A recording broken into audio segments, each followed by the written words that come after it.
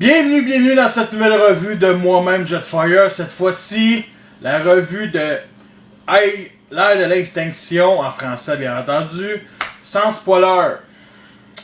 Fait que le film a été fait par Michael Bay bien entendu, écrit par Aaron Kruger, avec bien entendu Mark Wahlberg, Nicolas Petz, Jack Reynor, Stanley Tucci, Sophia Myles, des Bing Bing, Kelsey Grammer, à peu près ça. Et c'est un film quand même cool. Ok? J'ai adoré ce que je viens de sortir de la salle une deuxième fois, arrêté hier.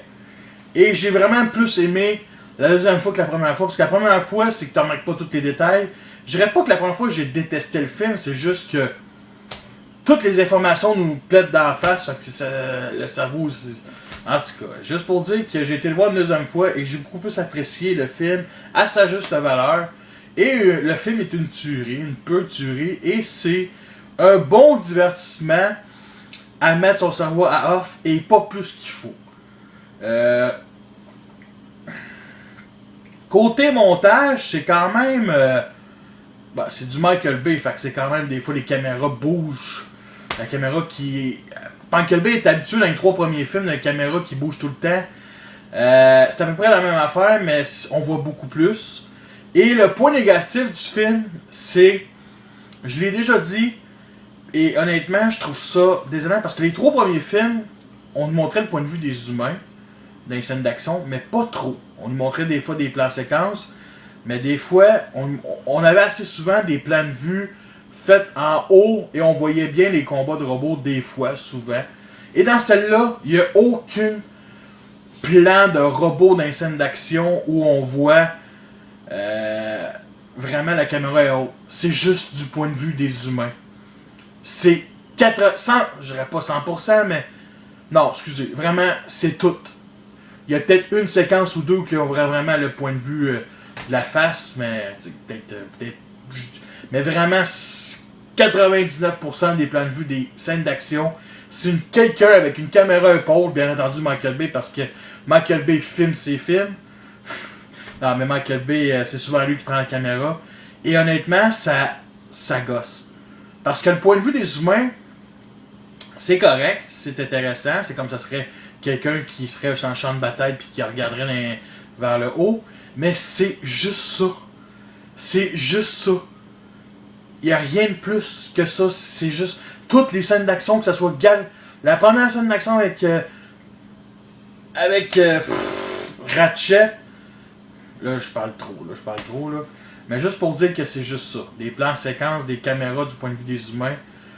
L'histoire est bonne, mais le point négatif aussi que je dis, c'est le film est beaucoup trop long pour ce que c'est. Ça prend à peu près une 50aine de minutes avec les autobots au débarque. Là, je parle trop du spoiler, là. Mais je dirais que c'est un bon film d'été. Allez voir 2 fois maximum. Moi, je pense pas le revoir. Peut-être au IMAX, parce que je l'ai pas vu au IMAX 3D. Peut-être y aller une 3e fois, mais je connais assez l'histoire, j'ai vu le film. Côté... tu sais, Michael Bay est réputé de toujours mettre des explosions. Et on peut se le dire, le film fait une nouvelle trilogie, une nouvelle histoire. Donc, aucune présence des militaires, absolument. Il n'y a aucune présence des militaires, et ça fait du bien, mais on suit encore les personnages humains. Et ça, c'est... Est-ce que c'est négatif? Il aurait pu s'en débarrasser tout de suite, mais est-ce que c'est vraiment négatif? C'est juste que les personnages humains, le personnage de Mark Wahlberg, il est le fun à suivre. Ok? Il est le fun à suivre. Sa fille qui sort avec un gars, ben, arrêtez ces deux-là, je les mets ensemble. Vers la fin du film, ils font pas grand-chose. Mais bon, ça. Je pense que le film à 210 millions de budget, ça paraît quand même. C'est pas 160 millions en passant. Ça, c'était les premiers chiffres. D'après moi, c'était le cash de base. Le film a été tourné en Chine, bien entendu. Et le film Je pense peut-être, je sais pas combien de millions, mais il a été aussi financé par le cinéma de la Chine, la firme de cinéma de la Chine. Ça veut dire qu'apparemment, on a peut-être mis 100 millions là-dedans, puis le reste c'est de la Chine. Ouh, honnêtement, en tout cas, c'est pas plus grave que ça. Sinon, c'est drôle, c'est le fun à suivre. Il y a du drama, la musique est... Il y a beaucoup de musique tranquille, pas trop recherchée. Dans la bande sonore, ça, il y a peut-être... écoute, dans la bande sonore que j'ai téléchargée sur Internet, illégalement, je m'excuse. Comment je pourrais dire? Il y a de la musique qu'on entend. Celle des Dinobo et de Lockdown est sublime. Il y a du style de Skrillex aussi qu'on entend dans la musique de Lockdown. C'est une musique qu'on entend souvent, c'est dans le film. C'est le Lockdown. C'est une petite musique tout. C'est une petite musique qui me rappelle beaucoup la musique des Spectre Gadget, mais il faut que vous l'entendez un peu pour l'entendre, pour savoir ce que je dis. C'est une belle petite musique tranquille. Lockdown est excellent. On a un bon antagoniste, je veux dire, mais c'est lui, tout simplement. Personnage, bien entendu, Dinobo, c'est du fanservice, rien de plus, rien de moins. Ils sont là 20 minutes du film. Ils parlent pas. En même temps, je comprends qu'ils parlent pas parce que ils viennent d'arriver sur Terre. Ils peuvent pas parler Me Grimlock and Grim. Ils peuvent pas parler de même s'ils viennent d'arriver sur Terre. Et la manière dont ça se pointe les Dinobos, c'est quand même correct, mais c'est... Comment je pourrais dire? C'est un peu tiré par les cheveux, tu sais. Les Dinobos auraient pu être là, direct la moitié du film. Et je dirais l'élément négatif du film est bien entendu l'histoire de Galvatron, qui a un plan, qui est la même crise d'affaires que l'histoire de premier Transformer. Et honnêtement, ça devient répétitif. C'est ça qui est un peu dommage ce film-là, c'est que à chaque film, il faut toujours que ça soit un film indépendant en suivant la logique des autres, mais il faut toujours que ça soit... Ils peuvent-tu faire une trilogie? Tu sais, ça rapporte des millions, ce film-là. Là. Il n'y a aucun problème de remboursement. Là. Puis ça, c'est juste la première semaine. Là. Ils peuvent-tu à un moment donné faire une trilogie qui suit, mais vraiment comme il suit bien? Parce que, un peu comme Star Wars, l'Empire contre-attaque puis Retour vers le Jedi, ça se suit, là. À la fin du film, tu sais que tu voulais tout de suite la suite, là. Mais des films Transformers, ça mérite d'avoir ce genre de fin-là. Et celle-là, la fin, est la meilleure fin. Je parle de la dernière séquence du film. Des trois films. Pourquoi? Ben, vous allez voir, tout simplement. Et, ce que le point négatif, ce que je veux vraiment dire, c'est que pourquoi Michael Bay, faut toujours qu'il finisse ses films, ça c'est pas juste les films Transformers, par une bataille finale.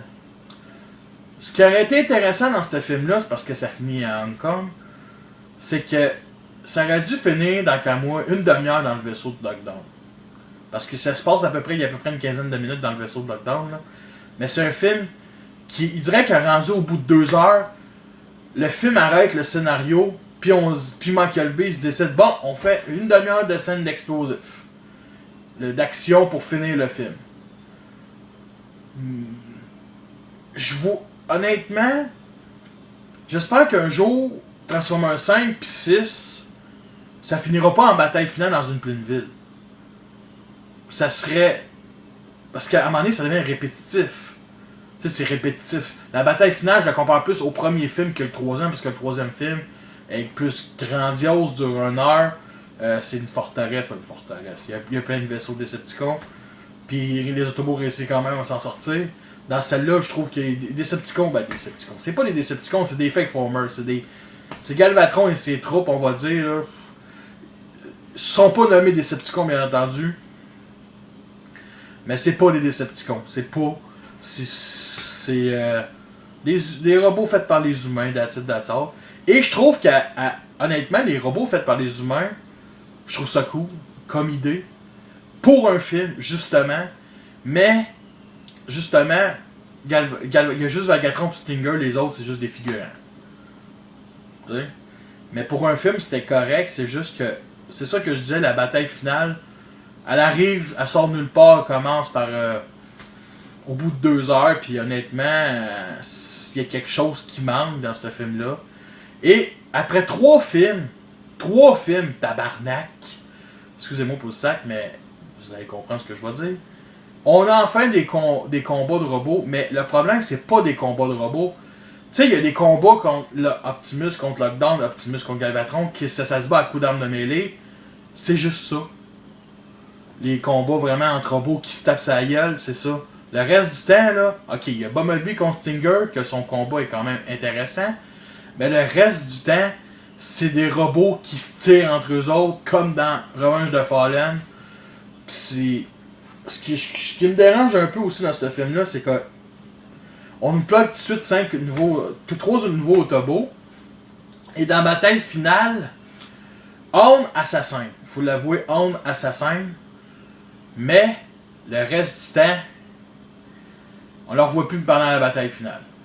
Crosshair puis Drift aussi. Drift, on le voit trancher en deux les robots. Mais bon, là, je dirais pas des spoilers, c'était une revue sans spoilers, mais juste pour dire que ce film-là, c'est un bon film d'action, blockbuster américain. Mettez votre cerveau à off. Si vous mettez votre cerveau à on, vous allez être déçus. Et ce film, vu que le film n'a pas de Decepticons, les fans des Decepticons vont toujours être déçus. Ils seront toujours des éternels déçus. Je suis fan des Decepticons aussi, je suis fan des Transformers.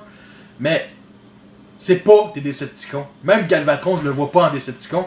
Puis Lockdown, il ne se dit pas Decepticon parce qu'il y a une scène, bien entendu, qui fait la morale à Ratchet. Et il dit les Autobots et les Decepticons, vous êtes pires que des enfants. Fait qu'on voit que c'est pas un Decepticon.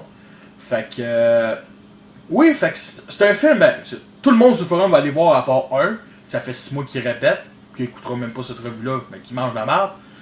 Alors, c'est une joke, là. Mais moi, quelqu'un qui répète pendant 6 mois, j'irai pas le voir, puis que ça va le voir. J'espère que. Je vais l'attendre avec une break finale. Mais honnêtement, c'est un bon film d'action. C'est vraiment mettre votre cerveau à hausse. Est-ce que c'est le meilleur? Je dirais qu'il est égal au premier. Parce que c'est facile de battre Revenge of the Fallen. Tu sais, Revenge of the Fallen, c'est de la petite shit, là, tout le monde le sait. Là. Il y a personne qui. Tu sais, je vais marquer un t-shirt I don't like Revenge of the Fallen, puis il y a personne qui va. En passant pour la revue de Revenge of the Fallen, il y a quelqu'un qui m'écrit -1, fait que ça a balance qu'il y a quelqu'un qui est pas fan des Transformers, qui aime des jokes de sexe, qui aime des affaires qui est pas Transformers, fait que la personne qui peut faire -1 n'est pas un fan de Transformers, ben non, c'est une joke. C'est juste que ben du monde.